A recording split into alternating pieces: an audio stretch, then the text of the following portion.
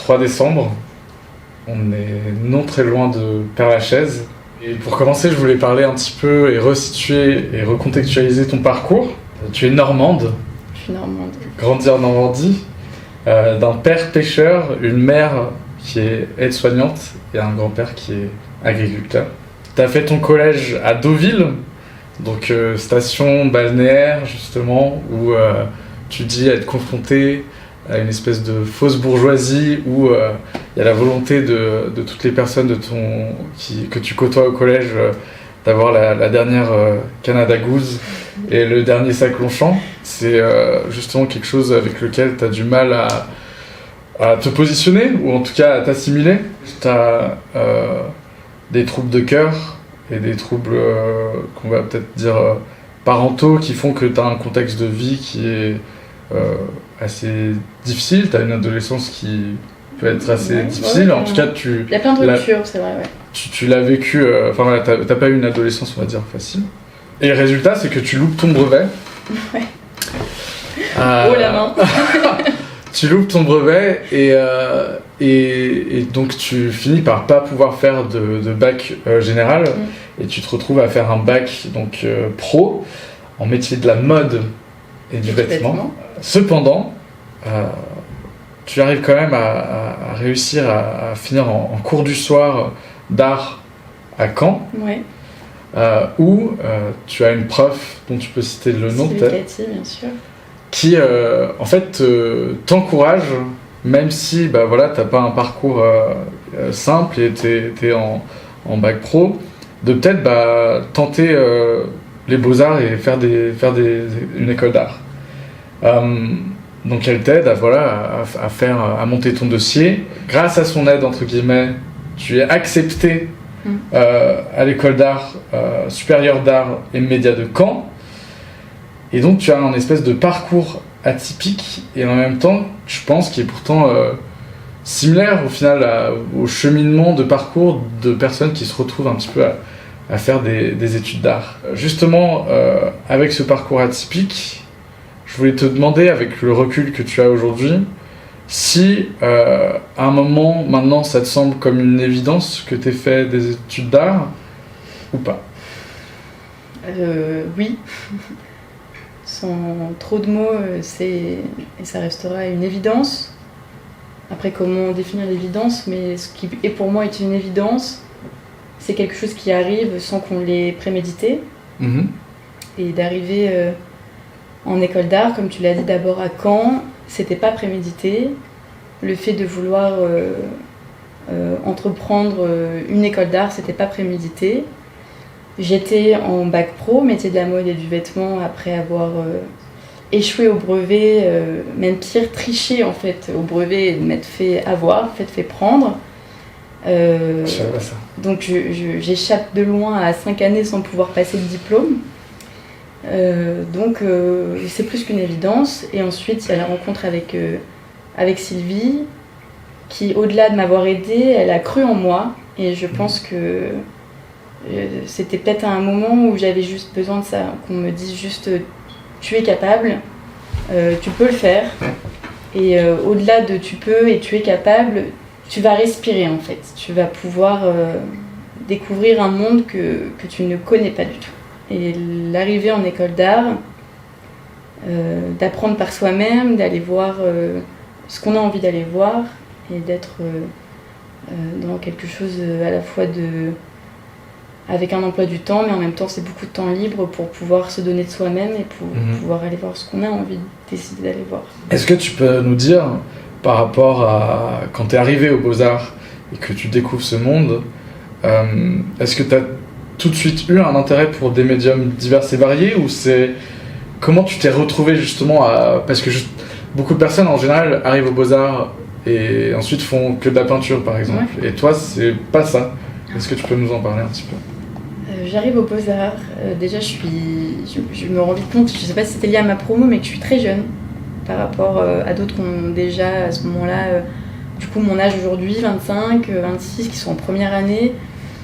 Je me rends compte qu'il y a un bagage de beaucoup de personnes qui viennent de la fac, qui ont fait lettres, philo, Ou même une prépa, ouais. Prépa, exactement, qui viennent un peu de Parce que partout. toi, t'es arrivé tout de suite en première année. J'ai pas fait de prépa, C'est drôle, je suis arrivée directement en première année. C'est l'isolement, en fait, tout simplement. Ça va être vraiment la première année. J'ai pas du tout eu envie de construire de relations amicales ou plus, mais simplement de m'isoler et de reprendre, de comprendre déjà. Parce que c'était l'art, juste. Je ne savais rien, j'ai pas une famille avec qui on va au théâtre ou avec qui on va voir des expos. Donc, il y a des mots que je ne connais pas, biennale, tout ça, enfin, je sais que ça me marquait.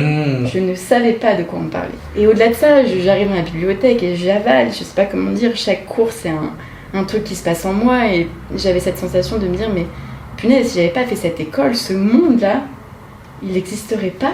Et comment font les gens qui n'ont pas ce monde en eux? Je sais pas comment l'expliquer. Mais c'est ça qui est aussi beau, je trouve, par rapport à même ta pratique d'après, c'est que en fait, on voit aussi d'où tu viens, je pense, dans ton travail.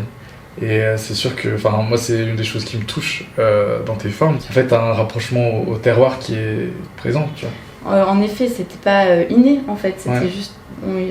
c'était pas non plus éducatif, c'était pas quelque chose...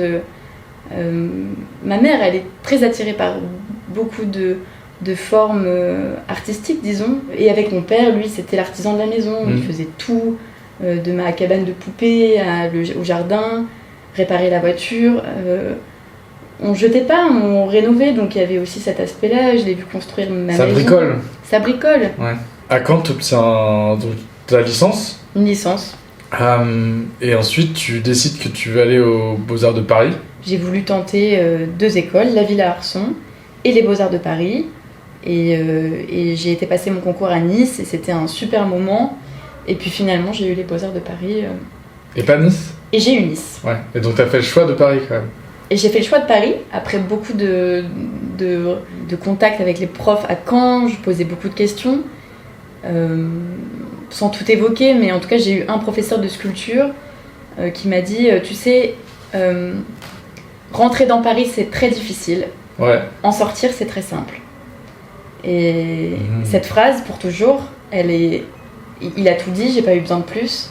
Ça voulait dire que je pouvais très bien y aller et faire demi-tour et que c'était pas grave. Alors que Nice, qui évidemment est une autre scène artistique, il y en a une et elle est juste différente. Et ensuite, donc, un moment qui, je pense, est clé pour toi, c'est de sûr, c'est que tu fais une année de césure. Ah oui, une année de césure. Et donc, cette année de césure, c'est quoi? C'est 6 mois en Colombie et un peu les Amériques. Ouais.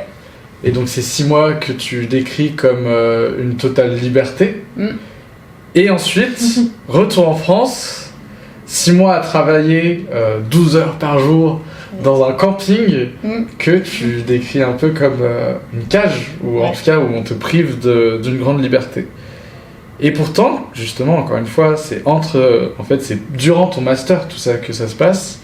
Et justement, cette année de césure, elle était incroyablement stimulante. Donc oui, il y a cette licence, une nouvelle licence aux Beaux-Arts de Paris. En 4e année, c'est une année qui est plus calme, il n'y a pas de diplôme, donc... Et puis cette filière, elle arrive en fait. Donc je suis dans la 2e année de la création de cette filière, artiste et métier d'exposition. Et ça aussi, ça a été un moment important parce que je me suis rendu compte à quel point c'était difficile, le collectif, les timings, les délais, et de juste gérer une exposition, à quel point c'était difficile en fait. Et puis pendant cette période, l'obligation de faire un stage me fera faire un stage auprès d'une artiste. Et je pense que c'est aussi important d'en parler parce que ça a aussi été un premier pied dans un atelier de quelqu'un qui est déjà dans une pratique artistique et concrète, exactement, professionnelle peut-être. Et là, la césure, donc ce qui aurait dû être une année d'échange avec une autre école, Covid, voilà. Ouais. Je suis partie en césure et le choix n'était pas... forcément la Colombie ou l'Amérique latine, mais un endroit, un pays qui n'avait pas ses frontières de fermées. Ok. Ses frontières d'ouvertes. Ouais. C'est mieux dit, je pense. Donc l'Amérique latine.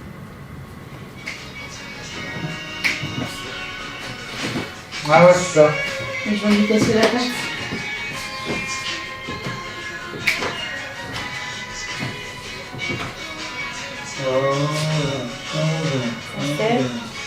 fait, quand je produis, Ouais. je ne cherche pas tant une forme ou la bonne forme, je cherche une émotion. C'est-à-dire, quelque chose me fait quelque chose, me produit un effet. Comment je peux saisir ce moment afin de le retranscrire dans ce moment qui a disparu. Au moment où on parle, il a disparu, je le capture et je vais essayer de le refaire. Et si c'est pas du tout dans la même forme ou le même contexte, dans la même énergie. J'avais noté des mots déjà dans un premier temps qui justement renvoient à ça. T'as parlé de souffrance, t'as parlé d'effort. Tu vois, un petit peu comme ça, assez rapidement. En fait. Ouais. Tout le temps. Ouais, c'est beau ce que tu dis. J'y pense tout le temps. Moi, j'avais noté comme ça un peu de manière arbitraire l'amour, la solitude, la beauté, le spleen, le mal-être et le mémoire. Mais surtout, en fait, je voulais en revenir sur un gros point. Et là, pour le coup, c'est une phrase que tu m'as dit hier et j'ai trouvé ça magnifique. Tu m'as dit, l'art, c'est dire les choses sans en parler.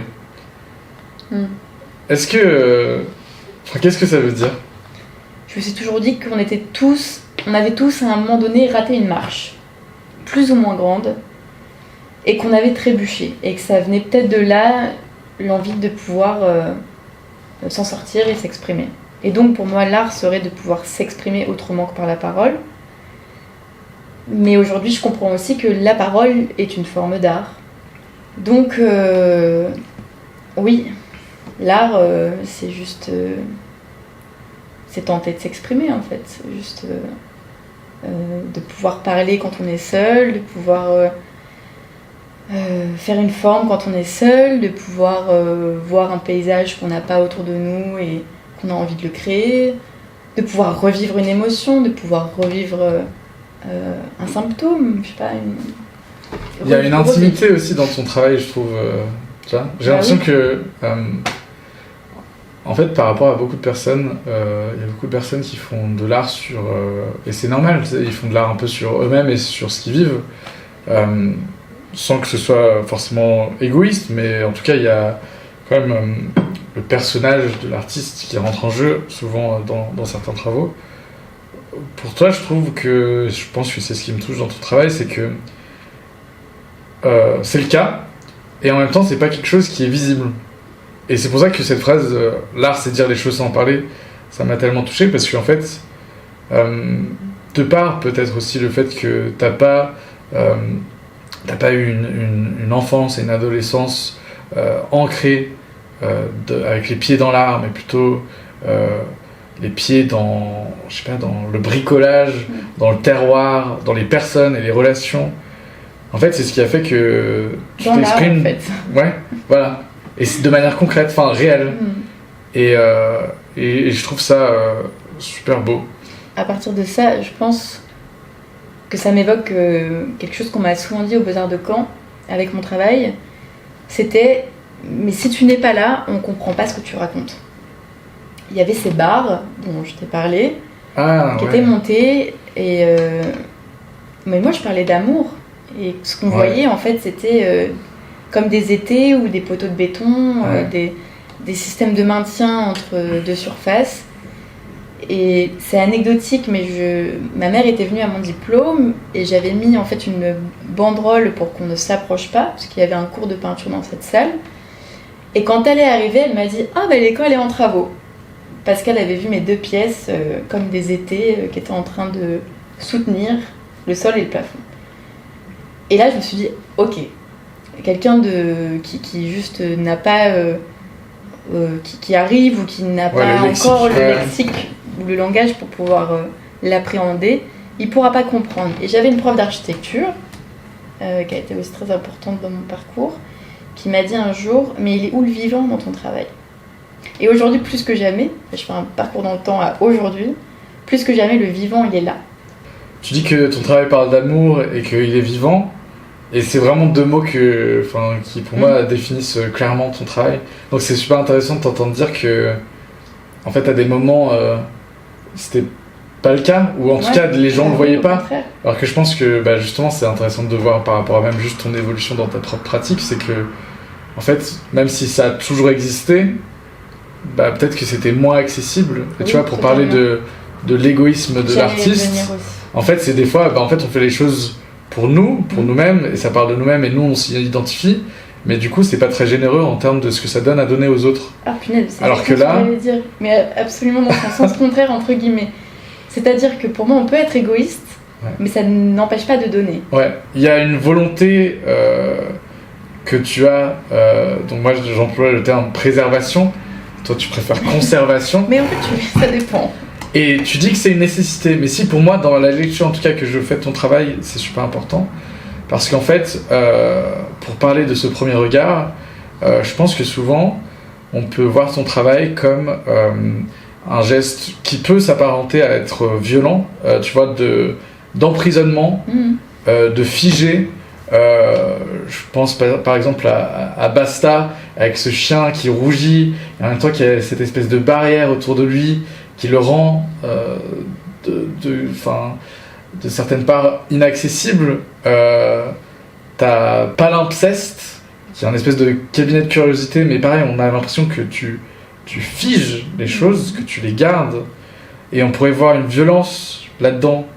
Mais pour moi, et j'ai bien compris dans la lecture que je fais de ton travail, que c'est pas pour restreindre, mais plutôt pour essayer de figer et capturer et garder un moment et un sentiment, et en fait que tu trouves et dont tu attribues une telle beauté que c'est ça que tu essayes de faire revenir, et c'est vraiment le moment que tu essayes, c'est comme un cliché, une photo que tu essayes de capturer. Et ensuite, tu vois, ça me fait penser à Diam 1990 031, qui est donc une photo là pour le coup où tu captures, ou en tout cas tu reproduis une captation d'un moment de rallye qui en plus ton père en fait tout simplement qui se casse la gueule dans une voiture, et tu pourras y revenir. Il y a Otzi qui est cette carcasse de sanglier, et pareil en fait en la voyant dans un premier temps tu dis ah c'est une carcasse de sanglier morte pure, et en fait non, tu comprends que en fait il y a de la paille à l'intérieur, mais que finalement c'est justement une carcasse que tu as pu retrouver. Il y a tout un travail de toi, ton regard, de voir justement dans cet acte qui est violent, d'y voir aussi une beauté et de vouloir la conserver. Et après il y a Imputrescible qui sont là pour le coup 3 vidéos, donc là c'est au moment où t'étais... Non, 3 vidéos au moment où t'étais en Colombie. C'est ça, oui. Et que tu prends ces espèces de mâchoires muséales historiques, et hop, la 4e, c'est une vidéo d'un enfant avec sa dent, voilà, qui est en train de s'enlever, et tu fais voilà, ce rapport aux deux, et à chaque fois, pour le coup, moi j'y vois et j'y reviens à cette nécessité de préserver, de conserver, mais aussi de partager des moments qui te touchent. Ouais, carrément, c'est bien dit. Hein. C'était pas... Il n'y avait rien de volontaire dans toutes ces pièces. Quand je dis volontaire, c'était que elles ne sont pas du tout arrivées de manière linéaire à mon diplôme. J'ai encore aujourd'hui du mal à trouver le bon sens des choses, mais dans la manière dont je compose et dans la manière dont j'aime à montrer, mais le temps figé, la capture, le fait de vouloir conserver, ou le mot que tu emploies qui est de préserver. Donc pour moi, on pourrait conserver pour préserver. Ouais. Mais peut-être parce que à force d'avoir mis en conserve, avec le formol notamment, je vois le mot conserver comme ce moment où ça fait clac, où on sait que l'air ne peut plus sortir. Et j'aime ce moment. Et en même temps, il y a ce moment de préserver qui est tout ce qu'on est aujourd'hui, nous humains, dans tout ce qu'on peut avoir comme accès aux choses qui ont existé, c'est parce qu'elles ont été préservées. Et la forme muséale m'a beaucoup intéressée d'abord en Colombie dans des musées de villages. Là c'est à Villa Viera notamment, qui est un tout petit musée de paléontologie avec des mâchoires, avec des animaux qui sont un peu durs à définir. L'explication est très brève, mais en tout cas je comprends à quel point en France notamment, en Europe, mais quand même en France ou en Angleterre, dans des endroits, des pays où la forme muséale est super importante, protégée. Il ne peut pas y avoir institutionnalisé. Institutionnalisé, il n'y a pas une poussière, il n'y a rien qui dépasse, c'est des conditions de chaleur, de température qui sont ultra contrôlées. Dans ce village, on avait quand même pourtant des joyaux, enfin des dents qui sont mais tellement vieilles, et pourtant on peut les toucher, elles sont pas il fait 40 degrés à l'extérieur, et là c'est un choc. Je me dis que ça, il faut. Je sais pas du tout d'ailleurs à ce moment-là ce que je vais en faire, mais en tout cas je vais faire des plans fixes de ces mâchoires, de ces dents, et je vais les garder juste. Et voilà, le moment est capturé, et puis on change de village. Quand je reviens en France, j'ai ma nièce en fait, qui est en train de perdre sa dent, et qui est là devant moi, et qui la tourne, et qui la... Et moi, ça me renvoie à des souvenirs d'enfance où cette dent, elle m'a pourri la vie, quoi. Et on me disait, je vais te mettre une file accrochée à la porte, bref. Et là, je l'ai mise sous un fond blanc, et je lui ai dit, est-ce que tu veux bien jouer avec ta dent ? Et je prends, et à ce moment-là, j'ai encore pas du tout le lien qui se fait avec le moment où je filme à Villaviera. C'est bien plus tard que en fait je prends tous ces rushs et je me dis mais il y a quand même waouh. Et voilà, ça dure 10 secondes dans ma tête, et ensuite je les réunis, 4 clés USB, 4 écrans, et il faut que je vois. Et ça se passe comme ça. Ensuite, il y a cette photo, un fond de tiroir, je vois plein de photos, et je prends cette photo qui vient d'une série que j'ai. Tu parles de la photo du rallye ? Du rallye, Diam 1990 031. Pourquoi Diam ? Parce que sur ces voitures de rallye, tout le monde écrivait ou gravait un peu pour aider les amis ou la famille en mettant le nom des entreprises. C'est un logo, C'est un logo. Et mon oncle travaillait dans un endroit qui s'appelle la Diam, qui est équivalent à Darty. Donc c'était écrit Diam, luminaire, pierre, plein de choses. Et voilà pourquoi elle s'appelle Diam. Et parce que ça aussi, c'est hyper important dans mon enfance. Donc voilà, bim, fond de tiroir, photo, comment je vais réunir ça avec les dents. Ensuite, j'ai prévenu des membres de ma famille pour leur dire que je cherchais une peau de sanglier. Je viens de taper un sanglier en voiture, il est mort, est-ce que tu veux récupérer la peau ? Oui, ok, bah moi je le vide. Par contre, tu t'occupes du reste, je tannerai pas la peau. Ok, j'arrive, il y a encore des viscères, il y a encore tout. Je tanne la peau, putain, comment je vais réunir les dents, la voiture et la peau ? On verra plus tard. Dans ce même temps, une histoire d'amour amical, on ne sait pas trop, un peu dramatique. Je produis une série de dessins, comme des sculptures, qui ne devaient pas être données à voir. Et puis un beau jour, il y a le diplôme, et puis on assemble, et là, il y a ce moment figé qui apparaît. Et là, je reprends tes mots, parce que ce soit la voiture en train de se retourner, la dent qui hésite entre la chair et le vide, et aussi en train de chercher le sol ou le vide, ou la racine, on ne sait pas. Ce qui est sûr, c'est qu'elle ne fera pas demi-tour. La voiture, ce qui est sûr, c'est qu'elle ne pourra pas revenir sur ses 4 roues. Il y a un truc comme ça de... On ne sait pas ce qui va se passer. C'est vraiment un moment d'entre-deux. C'est un moment d'entre-deux qui est hyper important. Donc, et qui est rare. Figé, oui. Parce que je trouve que c'est ça aussi que tu mets en lumière, c'est des moments de rareté, tu vois. Des espèces de moments sentimentaux. Mais c'est ça que tu cherches aussi dans ton travail. Oui, c'est sûr. C'est de figer, encore une fois. Figé. Dans tes formes, tu inclus souvent une présence animale. Basta, on vient d'en parler. Ah oui, je vais pas reparler, mais je reparlerai si tu veux. Ouais, avec plaisir. Et ensuite, je vais un peu énumérer ce qu'on appelle, je crois, la série des chiens. Mais ça me tient à cœur de dire juste les titres, parce que alors, je pense que c'est important. La légèreté est plus lourde que le poids. En deçà de moins 6 degrés à moins 8 degrés, le froid lui sera fatal. Gravitation et gravité, prisonniers de leur rougeur. Au-delà de 180 degrés à 200 degrés, la chaleur lui sera fatale. Et transmittance. Donc ça, c'est la série des chiens. Et c'est les dessins dont tu parlais tout à l'heure.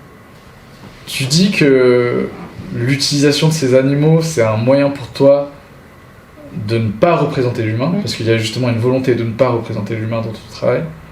Et en même temps, tu t'en sers pour justement réaliser des espèces d'autoportraits de tes états d'âme, mais en passant par l'animal. Et ce geste, c'est quelque chose qui relève, moi je trouve, du storytelling, donc de raconter des histoires. C'est un geste qui relève aussi de l'affect. Et en même temps, tu vois, on parlait tout à l'heure, c'est aussi ce qui rend ton travail, en tout cas pour moi, accessible. C'est-à-dire que les personnes peuvent peut-être moins s'identifier à une Océane Pilastre, par contre un chien... Exactement. Oui, c'est ça. On accroche plus rapidement. Est-ce que tu veux en parler un petit peu ? Oui, j'ai presque envie de dire enfin, tu vois, ce genre de propos sur mon travail, parce que enfin, c'est accessible juste. Et que justement pendant longtemps, ça a été ton travail. Alors au début, c'était super. C'est barre, waouh, ça tient, super, pas de vis, pas de clous, c'est super. Et puis, c'est devenu figé, c'est devenu blanc, c'est devenu rigide, c'est devenu froid, c'est devenu... Donc le fait d'aujourd'hui entendre c'est accessible, c'est déjà hyper important. Et donc c'est important, je te coupe, mais c'est important pour toi du coup que d'autres personnes arrivent à avoir une lecture de ton travail. Oui, donc j'ai plus besoin de parler, peut-être. Ouais, par rapport à ce que tu disais tout à l'heure. Donc ça, c'est devenu presque, encore une fois, un palimpseste, revenir sur ses pas et se mordre la queue. Et plus je m'approche du discours où tu peux le voir sans moi, et plus je m'éloigne aussi de la nécessité de devoir en parler. Pour moi, une œuvre réussie, c'est souvent une œuvre justement qui peut vivre sans être attachée à son artiste. Ah oui, mais quelle frustration quand pendant longtemps j'ai eu l'impression qu'on voyait tout l'amour que j'avais pu mettre dans ces pièces en béton et en plâtre. Et quand finalement on y voyait une école en travaux ou quelque chose d'austère, c'était peut-être ça justement la frustration qui s'est créée jusqu'à la nécessité de devoir m'éloigner de ce travail pour enfin le voir de loin. Et puis tout va avec. Quand l'histoire elle part, la sculpture part avec, pour nous, artistes. Donc pour revenir au titre des œuvres, oui, elles sont... Je suis toujours tiraillée entre leur donner un nom commun à tous ces dessins, parce qu'il y a une 3D aussi dedans. Ouais. Et leur donner un nom différent. Pour l'instant, tous ces dessins ont un titre différent parce que c'est bien des périodes différentes et elles racontent bien des choses différentes. Mais les titres sont importants. Justement, t'as intitulé ton accrochage de diplôme « Prends soin de toi ». C'est super beau. Et je voulais justement te poser la question sur la place que tu accordes au langage dans ton travail. Si je prends du coup le titre de ce diplôme qui est très général, qui est « Prends soin de toi », et qui vient d'une lettre qui m'a été donnée et qui était en fin de phrase juste « Prends soin de toi », et bien voilà, il arrive qu'un jour une phrase prend un autre sens que celui que la première fois on a pu lire ces mots. Et j'ai longtemps cherché du coup ce qui pouvait englober tous ces titres de chacune des pièces. Et Prends soin de toi, c'est quelque chose de général, où un enfant peut le comprendre, où parfois on quitte une soirée, un endroit, n'importe quoi, et on peut juste balancer un bon prends bien soin de toi. Hein. Et voilà, c'est les batailles aussi constantes entre ce qu'on a envie de dire et ce qu'on dit. Et parfois je suis à des années-lumière de dire ce que j'ai envie de dire. Ouais, et en même temps, en fait, justement, tu laisses la place et tu laisses tes œuvres parler à ta place. Encore une fois, on en revient, tu vois. Et en fait, je pense que ce qui est bien par rapport à tes titres, c'est que ça permet juste d'encadrer un petit peu peut-être le prisme par lequel on se fait une lecture de ton travail. Le Prends soin de toi, qu'est-ce que je souligne ? Tout simplement, c'est une bienveillance. Et puis si je reviens à cette période du diplôme où du coup je suis assistante d'artiste et que j'assistais beaucoup à ce moment-là aussi pour l'artiste pour qui je travaille, et que j'ai vu aussi dans certains moments où j'avais qu'une envie, c'était de dire prends soin de toi. Et c'est aussi une période où pour elle j'ai fait beaucoup de sculptures. Donc quand j'arrivais dans l'atelier pour travailler pour moi, j'étais dans l'incapacité physique, mentale de pouvoir faire de la sculpture à certains moments. Donc j'avais des temps et des endroits de production et tout était dans des espaces-temps très différents parce que j'avais pas toujours la capacité à pouvoir attaquer une matière au burin et à pouvoir prendre un fusain et à dessiner. Et ça aussi, c'était une manière de me dire, mais prends soin de toi. On peut avoir envie de faire une pièce, mais de pas être capable de la produire parce qu'on est juste pas capable de manière émotive ou sensible de pouvoir la produire. En fait, ce qui est drôle, c'est que aujourd'hui, on a parlé de ton travail à Paris, à Caen, mais aussi de ton adolescence, d'où tu viens. Et pour moi, il y a... Et c'est vraiment, je trouve, ce qui est touchant, c'est qu'en fait, à aucun moment, il y a une cassure. Enfin, en tout cas, d'un point de vue extérieur, j'en vois pas. C'est-à-dire que, pour moi, il y a du océan pilastre. Et en fait, tu ressens des choses de manière, je pense, assez forte. Et ça te touche. Et en fait, tu les donnes à voir et tu les partages. Et c'est bienveillant. Et prends soin de toi. C'est un mot qui... Enfin, c'est pas rien de dire prends soin de toi.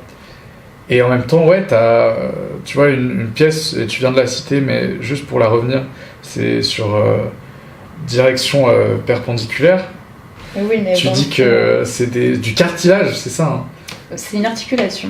2 articulations. Une, du coup. Deux autres créent une articulation. Qui vient, moi je dis s'embrasser. Non, c'est ça, oui. Et pour moi, enfin en tout cas dans la lecture que moi je fais de cet accrochage-là, de Prends soin de toi, c'est la pièce qui me touche le plus. Parce qu'elle résume toutes les autres. Là, pour le coup, moi, dans ce que je vois, c'est littéralement un acte, pour le coup, qui est en suspens, mais qui dit tout. C'est-à-dire qu'un baiser, c'est une déclaration d'amour. Et puis, en même temps, on s'embrasse pas encore, tu vois. Donc, il y a encore des étapes. Je sais pas si c'est volontaire ou involontaire que tu dis le baiser, mais sur cet os, pour moi c'est un os, une articulation dans laquelle il manquerait la moelle, et que la moelle qui n'y est pas serait donc le vide, et que ce qui est amené à créer avec l'œil ce serait la moelle. En haut de cette pièce, c'est de manière franchement involontaire, c'est que je voulais me faire tatouer le baiser de Brancusi à ce moment-là, et j'avais pas de papier, je devais envoyer la photo à la personne qui allait me tatouer. J'ai dessiné au marqueur parce qu'on peut poncer ou juste enlever une épaisseur de bois, il n'y a aucun problème. J'ai dessiné dessus le baiser de Brancusi, et finalement je l'ai gardé aussi au moment du montage. Donc sur cette pièce, il y a 3 croquis du baiser de Brancusi qui est là et qui m'ont fait disparaître après, alors que c'était pas du tout voué à rester. Et en même temps, encore une fois, ça crée des chemins de lecture qui appartiennent à la pièce et qui, au bout d'un moment, sont censés me dépasser aussi moi. Je voulais te demander ce que c'était, ou du moins c'est quoi, pour toi, la suite. La suite, pour l'instant, c'est dans la tête, et j'aime bien créer des espaces rassurants, et j'en ai. Enfin, il y a je sais pas, des endroits où j'aime créer aujourd'hui qui sont en Normandie. Quand j'y pense, ça me rassure. Je me dis que je serai jamais sans espace. Il y a des espaces qui se créent. Et ceux que j'invente, et ceux que je me dis, faut y aller, faut aller voir. J'ai jamais fait la chapelle Sixtine, en ce moment c'est ce qui m'anime. Je sais pas, des espaces mentaux. Tout ce qui se crée dans l'atelier ne vient pas de l'atelier, il vient de l'extérieur, pour mon travail. Je pourrais jamais trouver l'inspiration ici, donc faut que je continue à ressentir, sentir, m'émouvoir. Et pour ça, il faut se bousculer. Et pour ça, il faut pas croire qu'être juste à l'aise dans une vie qu'on pense confortable quand on gagne de l'argent et qu'on a notre pratique artistique et que tout pourrait s'assembler parfaitement. En tout cas, pour ma part, c'est absolument ce qui devient inconfortable au bout d'un moment. Le confort. Donc l'inconfort, le futur, c'est l'inconfort. J'ai hâte de voir la suite, j'ai hâte de te voir dans cet inconfort et de voir ce que tu vas faire avec tout ça. Pas qu'il y ait encore de préjudice avec l'inconfort, mais... Je te remercie pour ce temps. Pour clôturer, je te propose qu'on fasse un espèce de check en milieu de plan. Clap de fin. Et il y aura un clap de fin. Donc merci. Merci à toi, Louis. Édition Chute. Édition Chute. Merci.